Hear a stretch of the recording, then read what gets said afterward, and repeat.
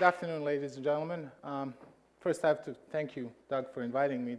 It's been an awesome day so far. Amazing lineup of speakers. I feel truly honored to be here.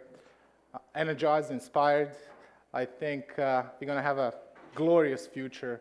I'm an optimist by nature, but I truly believe we're going to create a world that's much better than it is right now. And but we are faced with some serious challenges. Some of the speakers mentioned those as well, which means basically we have to do our part to make this glorious future happen. So what is our answer? What am I doing? What is my company doing to make the world a better place? Our answer to this question is to create a world where people and businesses can connect in better and more fluid ways.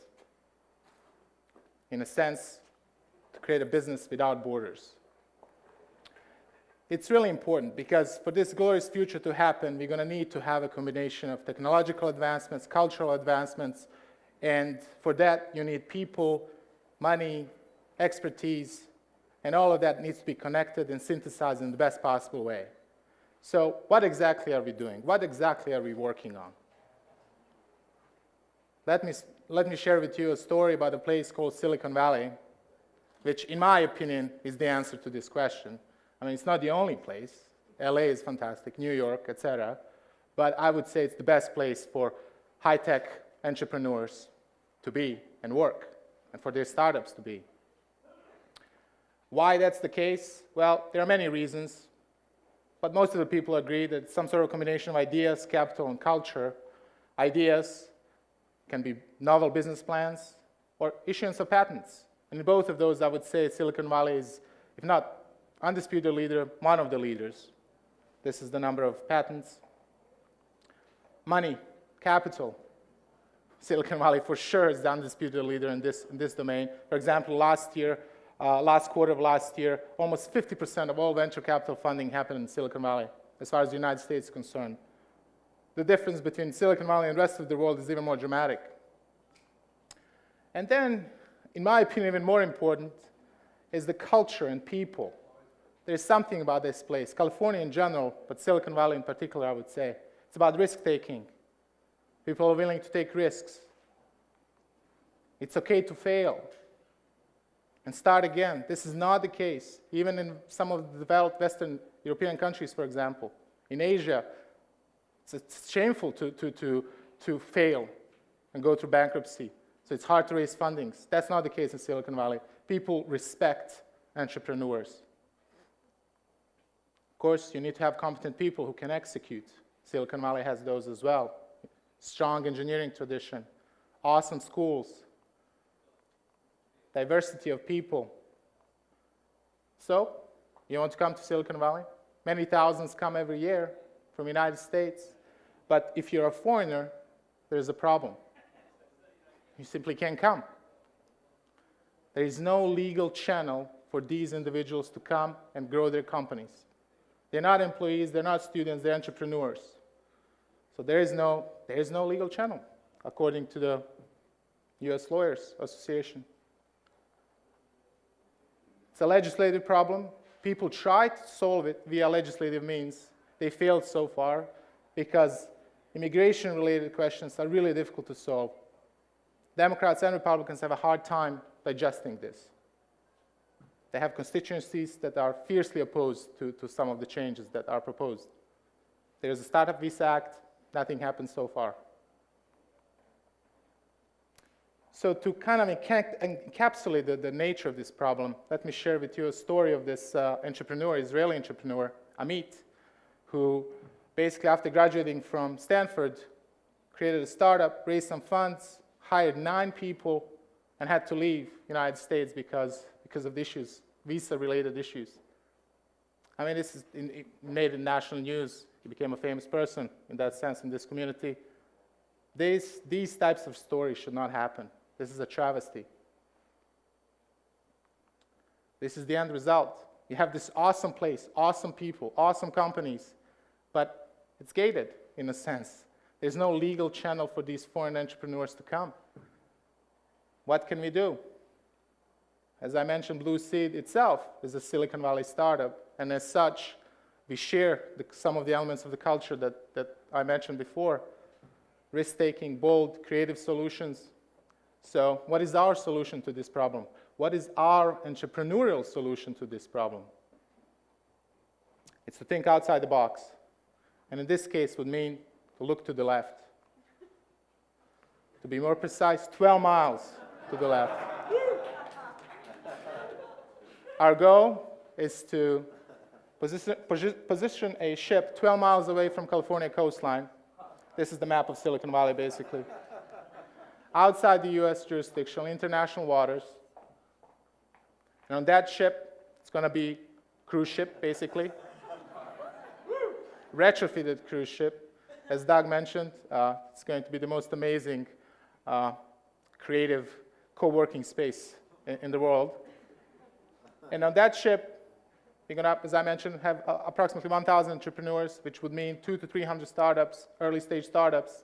They will live and work on the ship, travel to Silicon Valley proper by using visas which are easier to get, business and tourist visas, so they can network, meet people, meet investors. People from Silicon Valley would be able to visit as well. So we're going to create this nexus. We're going to, in a sense, synthesize Silicon Valley and create it and put it on a ship. It's being called Googleplex of the Sea. Basically, live, work, play in environment. We're going to have cabins for different budgets. Office space. Of course, the huge inspiration is the office space that can be found in Silicon Valley, places like Google and Facebook. Recreational facilities.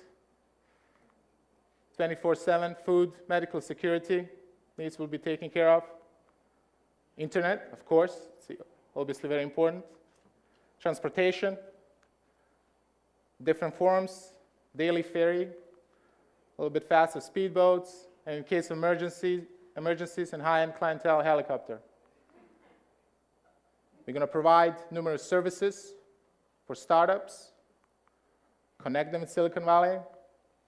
Very important, access to angel investors or venture capital, which is something foreign startups have extremely hard time with.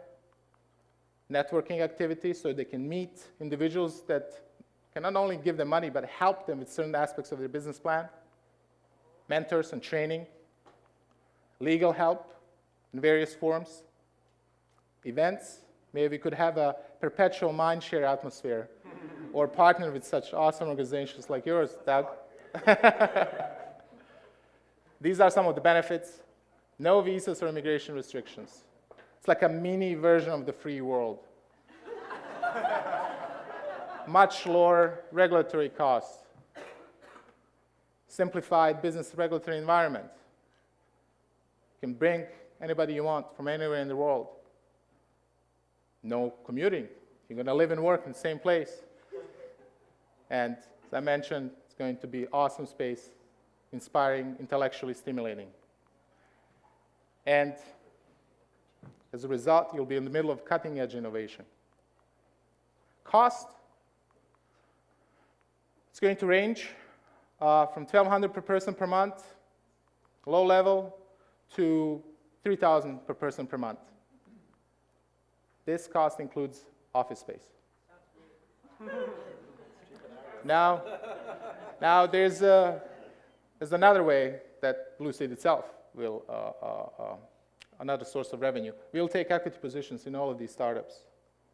So our incentives are properly aligned. We succeed if these startups succeed. So it's in our interest to do everything we can to enable them to succeed. What laws? This is very interesting. Laws of the flag state. Cruise ship, in a sense, is a legal model that we're using here. So it's established precedent. Probably Bahamas or a country like that. International commercial arbitration. It's a fair, efficient, speedy. It's something that multinational corporations use already. Taxes. It's going to be a mix to country of residence, incorporation. No taxes paid to Blueseed, of course. Some of the startups will incorporate in the United States, so they'll pay taxes in the United States, Delaware. Patents. Basically, we're going to use existing international legal frameworks. So what's been the response? We had a great deal of media exposure, but more importantly, is that over 200 startups applied already, 700 entrepreneurs for 52 countries. And really interesting thing about this chart, if one looks at it carefully, is the fact that the United States is 25%. 25% of all startups are actually from the US. Obviously, It's the new Nevada. could be, but they don't have a problem with visas. And we were pleasantly surprised with this. Our goal was to help foreigners have an access, but this is what happened. So we asked them, why? Why do you want to be Blueseed? And the answer is actually not just their answer. Top number one motivation for all of these entrepreneurs for moving to Blueseed is this: living and working in an awesome startup and technology-oriented space. So they want to be in a space that they deem to be cool and useful to their goals and objectives. And this is something that, this is the connection with Mindshare and other cool programs. This is something now, so Blueseed itself was transformed from a place where foreigners can have an easier access to Silicon Valley to a place which would be the coolest place as far as these questions are concerned. High-tech startup scene. So we need to do everything we can to make it possible. We need to partner with organizations and people that know how to do this. You know, like transformational festivals. We can learn a few things from there. New advancements in psychology and some of the speakers mentioned some of the other potential strategies. We need to incorporate all of those to create the best space, or one of the best spaces anywhere in the world. So it's not just about visas, it's about new way of doing business. As I mentioned, it's the gateway, and more than a gateway, to Silicon Valley. Connection, it's very important for them to connect. It's important for people from Silicon Valley to connect so they can scale their startups, where the ultimate goal is for them to outgrow our facilities and move to Silicon Valley proper. And they'll be able to do that if, once they raise enough money, they can open an office, hire Americans, and reintroduce themselves back via existing legal channels like H-1B visas or similar methods. So it's good for the local economy, it's good for California, and it's definitely good for these entrepreneurs. Estimated launch date is end of 2013, to be safe. Near future, we are ambitious. We are planning to expand. Once we successfully execute this, maybe Blueseed LA could be the next stop. East Coast, and the long-term vision is to have Blueseed vessels all over the planet, solving different business challenges, satisfying different business needs. And as far as the long-term vision is concerned, we have some concept vessels that we would like to do in the future, vessels like this.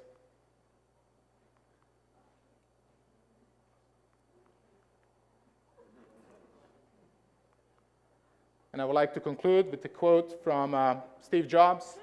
People who are crazy enough to think they can change the world are the ones who do. As Nolan, I think, mentioned, that tradition is still, this iconoclast tradition that people are willing to follow their dreams is still alive and well in Silicon Valley. And thank you for listening, and have a nice day.